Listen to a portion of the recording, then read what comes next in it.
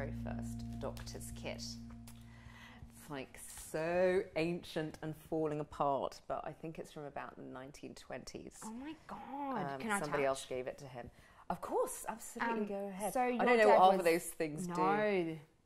They're still like, they look very familiar though, don't they? Like they haven't I know, come but that they're sort of far like, in their technology. I know, but they're kind of antique-y, like, I know. what on earth is that? Oh my God. I reckon it's, now they would use the wooden things. Oh. Yeah, Yeah. Could be. Or maybe it's like, you know, when they hit your knee and you have the reflex thing. So your dad was a doctor. He was a doctor of tropical. Yeah, it'd be weird if he had this and he was a postman. Yeah. And also a little bit creepy. But so did he have to? He started, you know, learning medicine early when his mother died. Is that right? he had to become a doctor like way before that to start supporting the family. Wow. So I seem to remember my uncle telling me that he had to become fully qualified about the age of 16 or 17. Wow. Yeah. So in Burma, which is actually where he was born and raised. Right. I guess becoming a doctor at that age was something that was not normal. a problem. Yeah. But years and years and years later, when my father moved to London, he had to go through the whole process again and get a sort of Western qualification. Oh, wow. Yeah.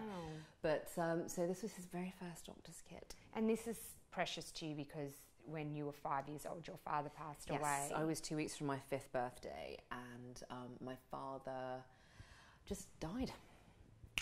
One heart attack, middle of the night, gone.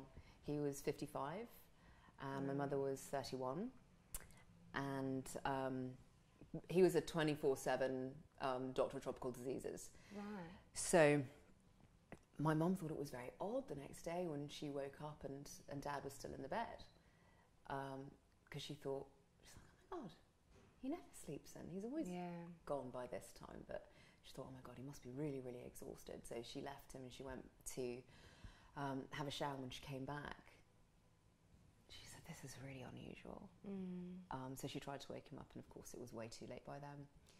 So actually in a few days it is going to be his death anniversary. He died in 1979, and still after all these years I find it really, really hard. That day is a very sad day. Yeah, of course. I remember it so clearly. Do you? Yeah, incredibly clearly.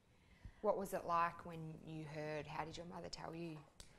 I don't remember that at all. What I do remember is we had an Indian cook who lived in our house, and Mum asked him to take my sister and I out to his quarters and look after us, and whatever happened, not to let us out of his room. Wow. So my sister and I were in his room, and he went to go and do something. And I remember him saying to me, Ange, stay here, look after your sister, because she was a year and a half younger. Right. Don't leave the room. But I suppose, you know, being a journalist, I have a natural curiosity, and at that age, I really, really did. So I said to my sister, you stay here, I'm going to find out what's going on. Wow. And I went out into the front room, and the room was just full of people. And my mum was standing there. She wasn't crying, it was like she was sort of in shock. And it was at that moment that the ambulance men brought my father down on the stretcher.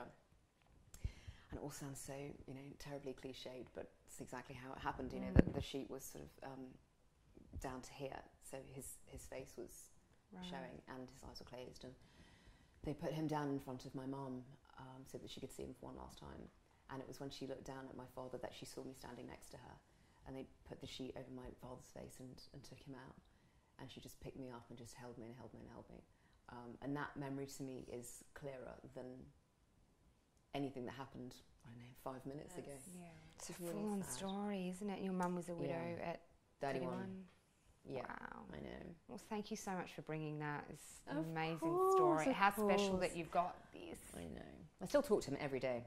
Oh, do you? Oh yeah, I would never dream of going on air without talking to my dad first. Really? Yeah, or coming off air without thanking him for being with me. Oh, wow. Always.